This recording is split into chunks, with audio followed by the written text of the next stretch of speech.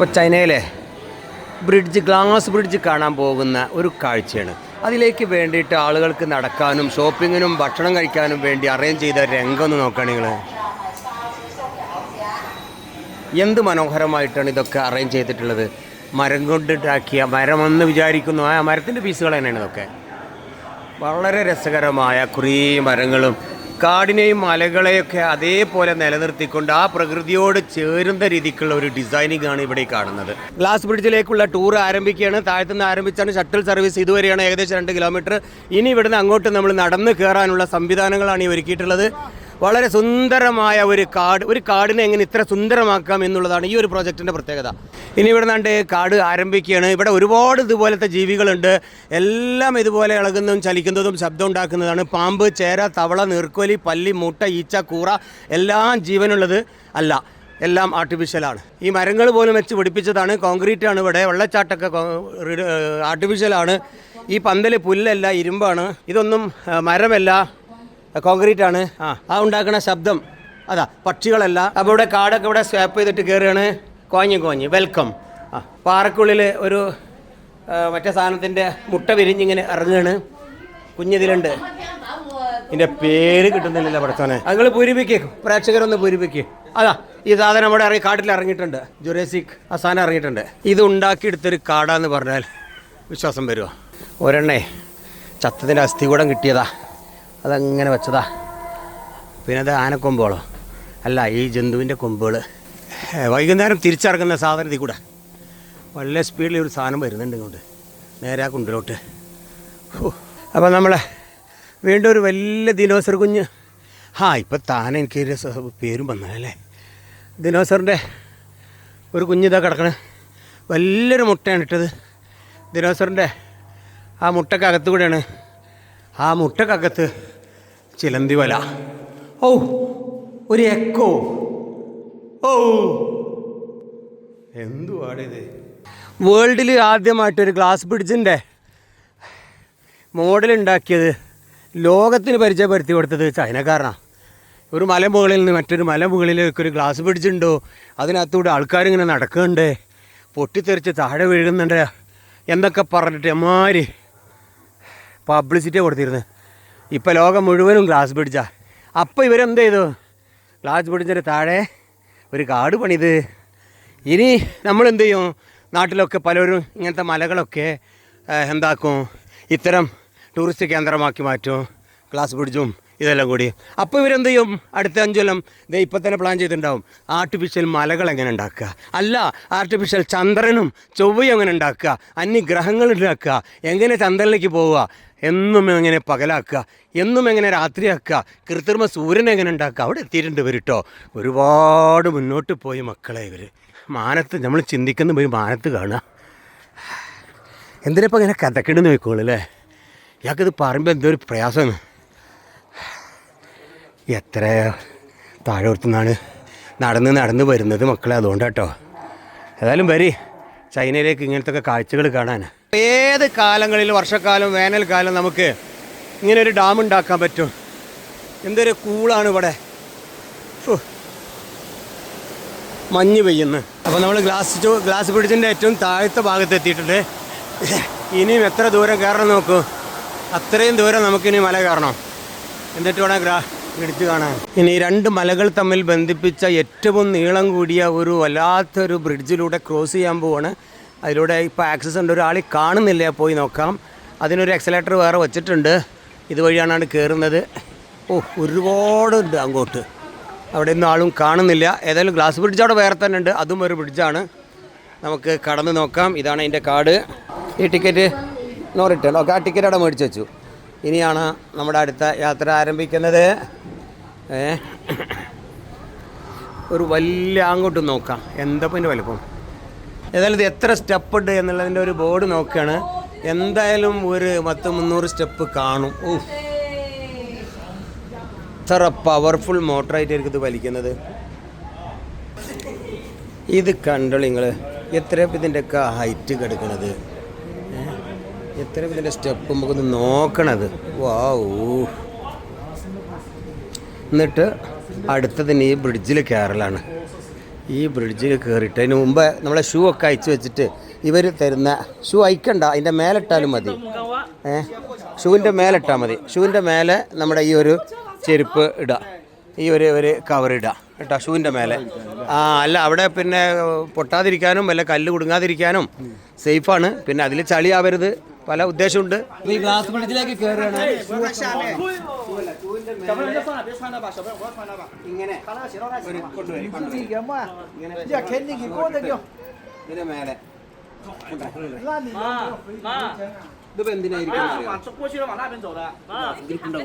ഗ്ലാസ്സിൽ അതെ ഒന്ന് സ്ലിപ്പ് ആവാതിരിക്കാനുള്ള ഒരു സംഭവം.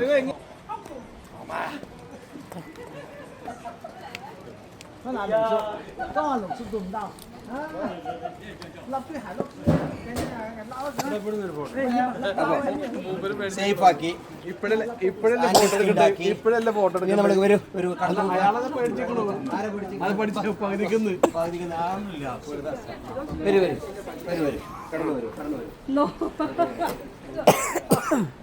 കടന്നു വരൂ. അത്യാവശ്യം നല്ല നീളമുള്ള ഒരു ബ്രിഡ്ജ്, 2 മലകൾ തമ്മിൽ ബന്ധിപ്പിച്ച ഒരു ബ്രിഡ്ജാണ്. കുറച്ചങ്ങോട്ട് എത്തുമ്പോൾ സെൻട്രലാണ് ഇങ്ങനെ പൊട്ടിയ രീതിക്കൊക്കെ അവരിങ്ങനെ ചെയ്തിട്ടുണ്ട് ഒരു ഫീലിംഗ്. പിന്നെ വേറെ എവിടെയോ ചെയ്തിട്ടുണ്ട്, നമ്മൾ ചവിട്ടുന്ന നേരത്തെ ഹേ എന്ന് പറഞ്ഞ ഒരു ഒച്ചയൊക്കെ കേൾക്കാം, വിണ്ട് ഇങ്ങോട്ട് കയറും. പക്ഷെ അത് ഒരു ഡിസ്പ്ലേ ആണ്, ഡിജിറ്റലാണ്. നല്ല കനം ഉണ്ടാവും, നല്ല കനുണ്ട്.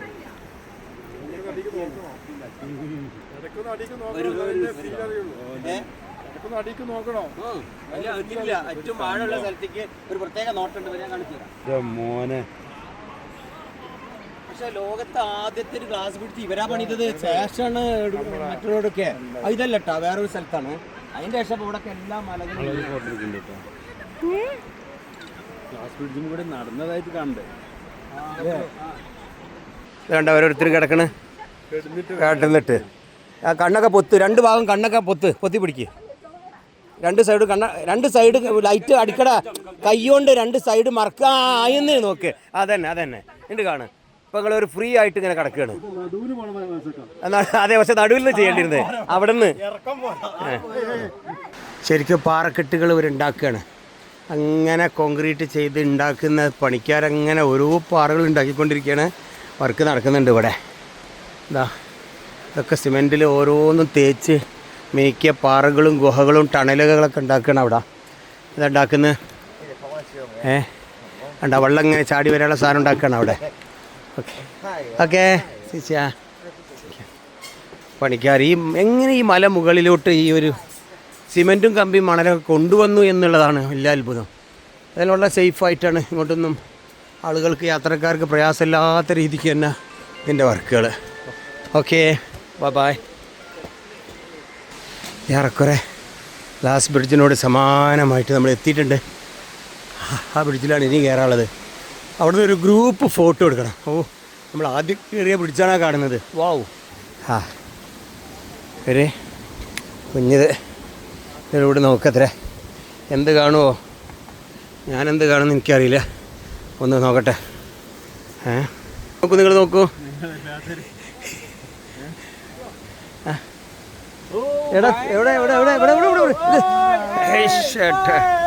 ഇതാള് വന്ന് അയാളും പെട്ടുപോയി. അടുത്ത ആൾ ഞാർക്ക് പെടണം, അയാളും പുള്ളിയും പെട്ടുപോയി. എനിക്ക് പെടണോ? പെട്ടുപോയി. ഇതിനുള്ളിൽ തലയിടുക. എന്താ കാഴ്ച! കൈ കണ്ണിട്. ഫ്രീ ആണ്, ഫ്രീ. ഒരു കണ്ണ് പൊത്തിട്ടും എങ്ങനെ നോക്കാം. ഒന്നും കാണുന്നില്ലല്ലോ, ഇല്ലല്ലോ. അതാണ് ഇതിൻ്റെ കാഴ്ച. ഒന്നും ഉണ്ടാവില്ല. അതാണ് ഇതിൻ്റെ കാഴ്ച. അപ്പോൾ ഇതാണ് ദ റിയൽ ഗ്ലാസ് ബ്രിഡ്ജ്. ഇതൊരു ബ്രിഡ്ജല്ല, ഇതൊരു വ്യൂ പോയിൻ്റ് ആണ്. തൂണ് പോലും ഇല്ലാതെ ഈ ഒരു കമ്പികളിൽ വലിച്ച് കെട്ടിയ എത്രയോ വിശാലമായ വലിയ ഗ്ലാസ്. അതൊരു വലിയ ഗ്ലാസ്സാണ്. ഈ ഒരു വലിയ പീസിൽ എത്ര ഇതിൻ്റെയൊക്കെ നോക്കാം നിങ്ങൾ. എത്ര സ്ക്വയർ ഫീറ്റ് ഉണ്ട് ഇപ്പോൾ ഒരു ഒറ്റ പീസ്? എന്തായാലും ഒരു 150 സ്ക്വയർ ഫീറ്റ് കാണൂലേ? ഇല്ലേ? ഒരു 150 സ്ക്വയർ ഫീറ്റിൻ്റെ സിംഗിൾ പീസ് ഗ്ലാസ്സിലൂടെയാണ് ഈ നടത്തം. അപ്പോൾ എന്തായിരിക്കും ഇപ്പോൾ ഇതിൻ്റെയൊക്കെ തിക്നെസ്? എത്ര സേഫ് ആവണം ഇത്? എത്ര ആൾക്കാരാണ് ഇതിൽ വരുന്നത്? എന്ത് കോട്ടായിലൂടെ അതിൻ്റെ ഒരു ഇവരുടെ ഈ ഗ്ലാസിൻ്റെ ആ കമ്പനിയുടെ ആ ഗ്യാരണ്ടി ഒന്ന് ആലോചിച്ച് നോക്കാം. ഒരു മനുഷ്യൻ്റെ ജീവനാണല്ലത്. ഒരു മനുഷ്യനോ ഒന്ന് പൊട്ടിയാൽ എത്ര ആൾ അതിനുള്ളിൽ താഴത്തേക്ക് പോകും. അപ്പോൾ ആ ഒരു ഗ്ലാസ് ഒരു ഒന്നൊന്നര സംഭവം തന്നെയാണ്. ഏതായാലും ഇനി കുറച്ചും കൂടി അറ്റത്തേക്ക് നടക്കാം. അപ്പോൾ നമ്മുടെ ടീമൊക്കെ ഗ്ലാസ് ബ്രിഡ്ജിൽ വന്നിട്ട് വിശ്രമിക്കുകയാണ്. എങ്ങനെയുണ്ട്? ചൈനയിലേക്കൊരു ബിസിനസ് ട്രിപ്പ് എന്നതിലേക്ക് വന്ന് നമ്മുടെ കേരളത്തിലെ ഹംസ അഞ്ചുമുക്കലിൻ്റെ കൂടെ വന്ന് ട്രാവൽ ആൻഡ് ട്രാൻസ്ഫോം എന്ന പാക്കേജിൽ വന്ന ടീമാണ് ഈ നിൽക്കുന്നത്. ഇപ്പോൾ ഗ്ലാസ് ബ്രിഡ്ജിലാണ്. ചൈനയിലെ കോങ്ജോയിലെ 2 ഗ്ലാസ് ബ്രിഡ്ജ് ഉണ്ട്. അതിൽ രണ്ടാമത്തെ റൗണ്ടിലുള്ള ഈ ബ്രിഡ്ജിലാണ് നിൽക്കുന്നത്. ഇനി ഒരു ഗ്രൂപ്പ് ഫോട്ടോ. ഇതാരാ? ഓ ശരി, നമ്മുടെ ഈ ഗ്രൂപ്പ് കണ്ടപ്പോൾ 2 ചീനച്ചട്ടികൾ വന്നിട്ട് ഇരിക്കുകയാണ്. ചില ചൈനക്കാർ വന്നിട്ട് ഇരിക്കുകയാണ്. ഓ അവർക്കിപ്പോൾ അത് രസമായി, അവർക്കൊരു രസമായി. അത് ആയിക്കോട്ടെ.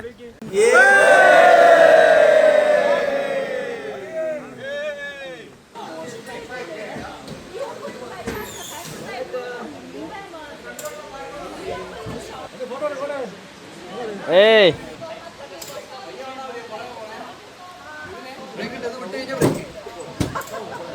പേടിയുണ്ടോ? വിടരുത്, ഫുൾ അടിക്കാക്ക്, ഫുൾ പവർ. അപ്പോൾ ചൈനയിലെ ഒരു മലമുകളിലാണ് ഒരു വലിയൊരു ഗ്ലാസ് ബ്രിഡ്ജ്, അതോടൊപ്പം ഒരു കേബിൾ കാറും താണ്ടിയിട്ട് കിലോമീറ്റർ ഉയരത്തിലുള്ള മലമുകളിലേക്ക് ഇനിയും ഒരു ഹെലിപ്പാഡ് ഉണ്ട്. ആ ഹെലിപ്പാഡിലേക്ക് പോവുകയാണ്. ഇത്തരം ഒരു കാഴ്ചകൾ കാണാൻ നിങ്ങൾക്ക് താല്പര്യമുണ്ടോ?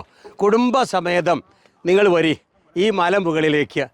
കോങ്ജോ പട്ടണത്തിൽ നിന്ന് നമ്മൾ വിമാനം ഇറങ്ങി അവിടെ താമസിച്ച് പിന്നെ ബുള്ളറ്റ് ട്രെയിനിലാണ് നമ്മൾ ഇങ്ങോട്ട് വരുന്നത്.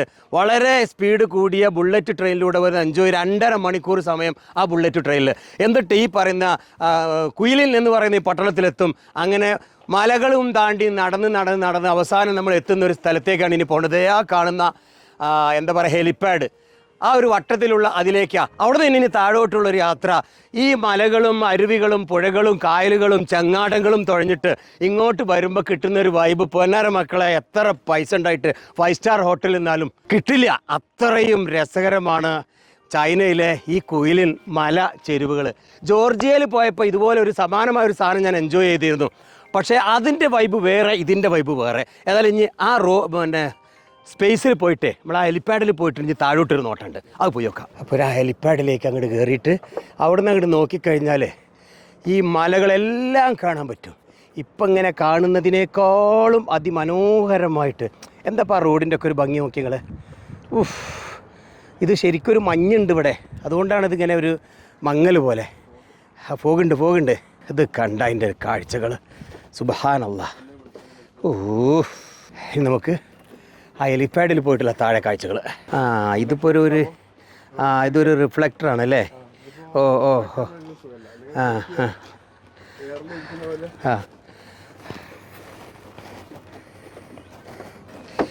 സുന്ദരമായ മരത്തിൻ്റെ സ്റ്റെപ്സാണ്. പ്രകൃതിക്ക് യാതൊരു കോട്ടമില്ലാത്ത ഡിസൈനിങ്. ഇതൊക്കെ കമ്പിയും സിമെൻറ്റും ആണെങ്കിൽ പോലും അതിൻ്റെ ആ ലുക്ക് ഉണ്ടല്ലോ, അത് മരമാണ്. എത്രയോ ഉയരത്തിലാണിപ്പോൾ.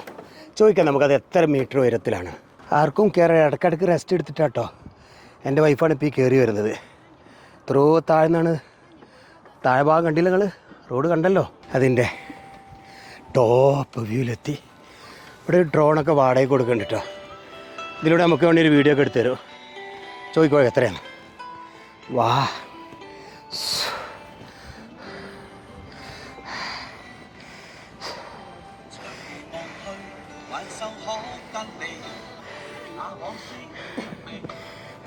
ഏതോ ഒരു കലാകാരൻ വരച്ച് വെച്ച പോലത്തെ ഒരു ഫീലിംഗ് അല്ലത്. ഓരോന്നും ഡിഫറെൻറ്റ്, ഓരോ മലക്കും ഓരോ യുണീക്ക്നെസ്, പ്രകൃതിയുടെ മനോഹാരിത. ഏതൊരു കലാകാരന് ഇങ്ങനെ എന്തെങ്കിലും ഉണ്ടാക്കാൻ പറ്റുമോ? ഓരോ കോണിലും നമുക്ക് ഓരോ കാഴ്ചകളാണ് ഇവിടെ കാണുന്നത്. ഇത് വേറൊരു കാഴ്ച. വിമാനത്തിൽ നിന്ന് താഴെ നോക്കുന്നതിനേക്കാളും ഭംഗി. ഇനി നമുക്ക് ആ ഏരിയ നോക്കാം. ഇത്ര പ്രായമുള്ള ഒരു മനുഷ്യനാണ് എൻജോയ് ചെയ്യുന്നത്. കണ്ടില്ല നിങ്ങൾ? എന്തായിരിക്കും ഈ പ്രായത്തിൽ നമ്മുടെ നാട്ടിലുള്ള കാക്കന്മാരും ചേട്ടന്മാരുടെ അവസ്ഥ എന്താ നോക്കുകയാണെങ്കിൽ നിങ്ങൾ? മൊബൈലിൽ എൻജോയ് ചെയ്യണം പുള്ളി.